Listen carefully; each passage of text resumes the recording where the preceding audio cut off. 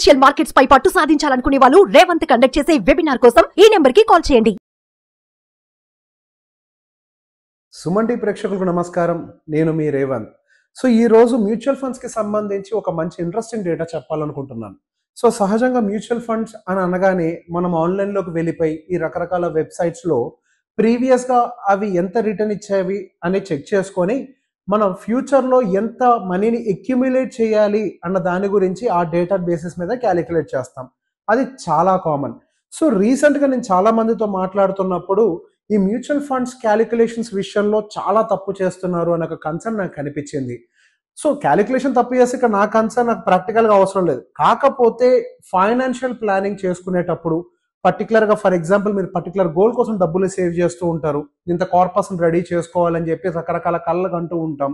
దానికోసం మనం ఇంత ఎస్ఐపి ఇంత సిఏజిఆర్ గ్రోత్ తోటి వెళ్తే మనకి కార్పస్ వస్తుంది కదా అని చెప్పేసి మనం ఒక ఆలోచనలో ఉంటాం. ఇప్పుడు మన క్యాలిక్యులేషనే తప్పు జరిగింది అనుకోండి, మీరు కరెక్ట్గా మీ టార్గెట్ రీచ్ అయ్యే ఇయర్ అంటే ఆ టైంకి మీ అమౌంట్ కనుక అక్కడికి రీచ్ కాకపోతే మీ కంప్లీట్ ఫైనాన్షియల్ జర్నీ వేస్ట్ అయిపోతుంది. ఇన్ఫ్యాక్ట్ ఆ టైంలో మీరు ఇబ్బంది పడటానికి కూడా ఎక్కువ అవకాశం ఉంటుంది. సో బేసిక్ ఈ రిటర్న్స్కి సంబంధించి చిన్న బేసిక్ అంటే కొంత నిజాలు చెప్పాలనుకుంటున్నాను. బేసిక్గా మనకు కనిపించేటువంటి డేటా అంటే మనకి లాస్ట్ 5 years ఈఏజిఆర్ మాత్రమే మనం ఇన్వెస్ట్ చేస్తున్నటువంటి యాప్స్ అన్నీ చూపిస్తూ ఉంటాయి. సో నేను ఎప్పుడు చెప్తా, అఫ్ కోర్స్ మీరేది చూస్తుంటారో నా కంటికి కూడా యాప్స్లో అదే కనిపిస్తూ ఉంటుంది. కాకపోతే నేను AMFI registered mutual fund distributed and certified wealth manager కాబట్టి నేను ఇంకెక్కువ హిస్టరీని డిగ్ చేయడానికి ట్రై చేస్తూ ఉంటాను. సో బేసిక్ అట్లా డిగ్ చేసేటప్పుడు నేను డిగ్ చేస్తూ అందరికీ కూడా అవాయిడ్ చేసే ప్రయత్నం చేస్తున్నాను. యాక్చువల్గా అసలు మ్యూచువల్ ఫండ్స్ ఎంత రిటర్న్స్ ఇస్తాయి, మీరు అనుకునే రిటర్న్స్ ఇస్తాయా అని అంటే 100% మీరు అనుకునే రిటర్న్స్ ఇవ్వవు. మీరు ఇప్పుడు చూస్తున్నటువంటి ఈ సిఏజిఆర్స్ తోటి క్యాలిక్యులేట్ చేస్తే 100% మీరు ఆ గోల్ని రీచ్ అవ్వడానికి అయితే ఎటువంటి అవకాశం కూడా నాకు కనిపించట్లేదు. సో బేసిక్గా మీరు ఏ సిఏజిఆర్స్తో క్యాలిక్యులేట్ చేస్తున్నారు సార్? ఇప్పుడు లాస్ట్ 5 yearsలో స్మాల్ క్యాప్స్ కూడా దాదాపుగా 35%, 33%, 30% ఇచ్చాయి కదండి. సో మేము 30% సిఏజిఆర్ తోటి క్యాలిక్యులేట్ చేస్తున్నామని కొంతమంది అంటారు. మరి కొంతమంది అయితే అది టూ మచ్ అండి, 25 అయితే డీసెంట్ అండి, 25% సిఏజిఆర్తో క్యాలిక్యులేట్ చేస్తున్నాం, సో దానికి అనుకూలంగా మా ఫైనాన్షియల్ గోల్ ప్లానింగ్ అంతా కూడా చేస్తున్నామని చెప్తున్నారు. ఇక్కడ అది కూడా పూర్తిగా తప్పే. మనము ఎప్పుడైనా హిస్టరీ యావరేజ్ ఎంత ఇచ్చిందో చూడాలి. ఇక్కడ ఈ 25, 35 వల్ల ఎందుకు తప్పు అంటున్నాను అంటానికి ఫస్ట్ రీజన్ చెప్పి ఆ తర్వాత యాక్చువల్గా ఎంత క్యాలిక్యులేట్ చేయాలి అన్న దాంతో కూడా మీకు చెప్తాను, అంటే ఎక్స్ప్లెయిన్ చేస్తాను ఎంతతోటి క్యాలిక్యులేట్ చేయాలి అని. సో బేసిక్గా మనం లాస్ట్ 5 years రిటర్న్స్ చూస్తుంటాం కదండి. ఈ లాస్ట్ 5 years అంటే ఏంటి? ఇప్పుడు 2024లో ఉన్నాం మనం. అంటే మనకి 2020 మిడ్ నుంచి మనకి రిటర్న్స్ అనేవి క్యాలిక్యులేట్ అవుతూ ఉంటాయి. మీరు గమనిస్తే 2020 మిడ్ నుంచి మనకి యావరేజ్గా మార్కెట్స్ అన్ని కూడా కిందకి పడిపోయి ఉన్నాయి. ఆ 2020 మిడ్ నుంచి కోవిడ్ ఫాల్ తర్వాత మార్కెట్ పైకి వెళ్ళడం మొదలుపెట్టింది, కింద నుంచి పైకి. అండ్ అక్కడి నుంచి వన్ సింగిల్ డైరెక్షన్లో లాస్ట్ 5 years కంప్లీట్గా మార్కెట్ బుల్ రన్లోనే ఉంది. ఇంతవరకు ఒక్కసారి కూడా బియర్ టెరిటరీలోకి ఎంటర్ కాలేదు.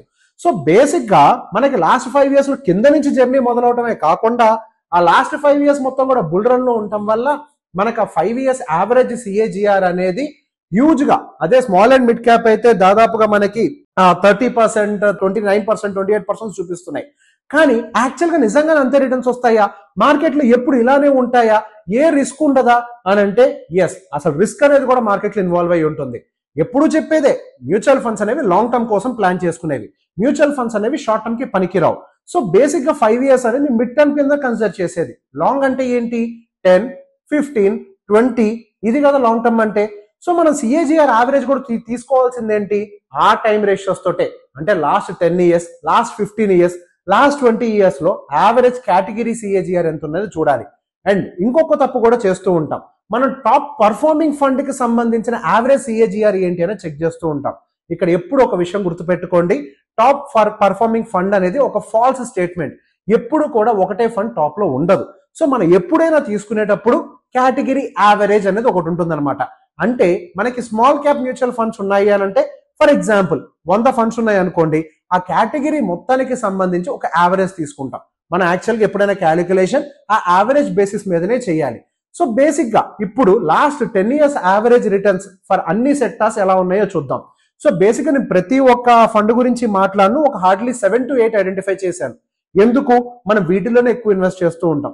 వాటిలో ఇన్వెస్ట్ చేసేటప్పుడు అవి ఎంత రిటర్న్స్ జనరేట్ చేస్తాయని రియలిస్టిక్ క్యాలిక్యులేషన్ కోసం అని చెప్పి ఒక 7-8 ఐడెంటిఫై చేశాం. ముందుగా లార్జ్ క్యాప్ లాస్ట్ 5 years లో మనకి 19.38 యావరేజ్ కేటగిరీ రిటర్న్స్ ఇచ్చింది. కేటగిరీ యావరేజ్ మనకి 19.38% అంటే చాలా ఎక్కువ, రూపాయన్నర వడ్డీ కంటే ఎక్కువ. ఒక రకంగా చెప్పాలంటే సూపర్ కదా అని అనుకుంటాం, కానీ ఇక్కడ నిజం ఇంకొకటి ఉంది. అదే లాస్ట్ 10 year యావరేజ్ కనుక గమనించినట్లయితే అది 13.58% గా మాత్రమే డెలివర్ చేసింది. సో ఇప్పుడు మనం లార్జ్ క్యాప్ ఇన్వెస్ట్ చేసేటప్పుడు మనం క్యాలిక్యులేట్ చేయాల్సింది 13.58%. అదే మిడ్ క్యాప్ అందరికి favourite, mid and small cap, ఈ రెండింటి విషయాల్లో కొంచెం జాగ్రత్తగా వినండి. సో ఇక్కడ మిడ్ సెలెక్ట్ చేసుకోవాలా, స్మాల్ సెలెక్ట్ చేసుకోవాలో కూడా మీకు ఇక్కడ నిర్ణయం తీసుకోవడానికి ఒక చిన్న క్లూ కూడా వదిలేస్తాను నేను.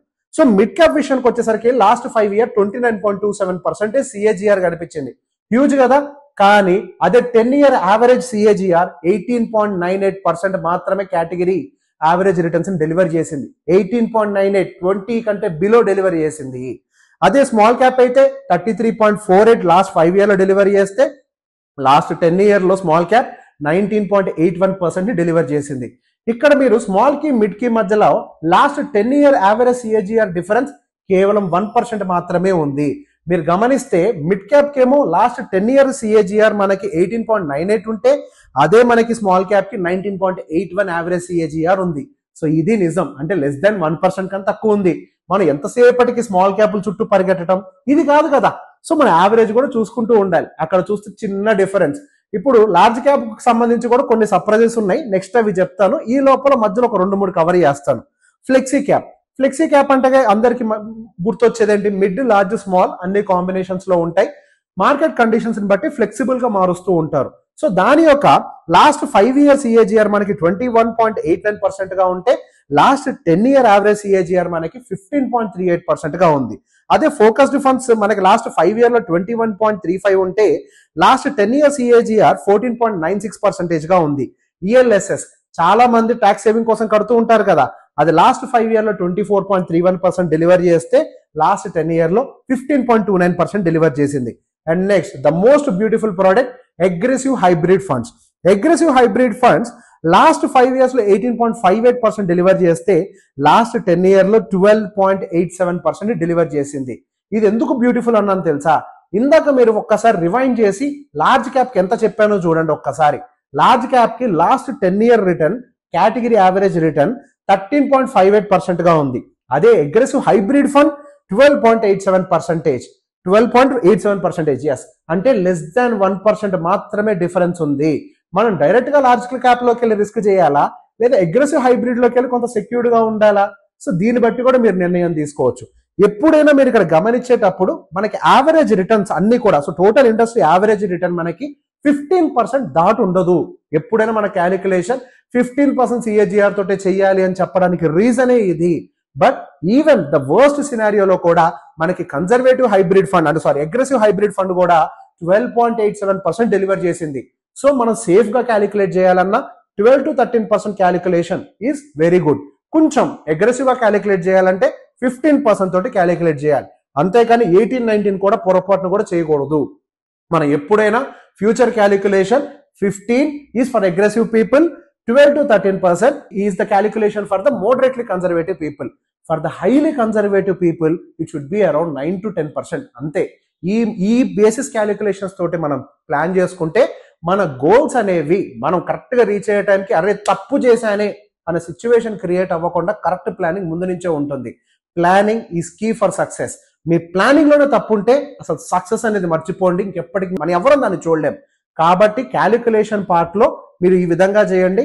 నాకు తెలిసినంత వరకు, నాకున్న నాలెడ్జ్ మేరకు ఇక మీదట మీకు ఇటువంటి నాలెడ్జ్ ఇచ్చే ప్రయత్నం చేస్తూనే ఉంటాను. Thank you very much.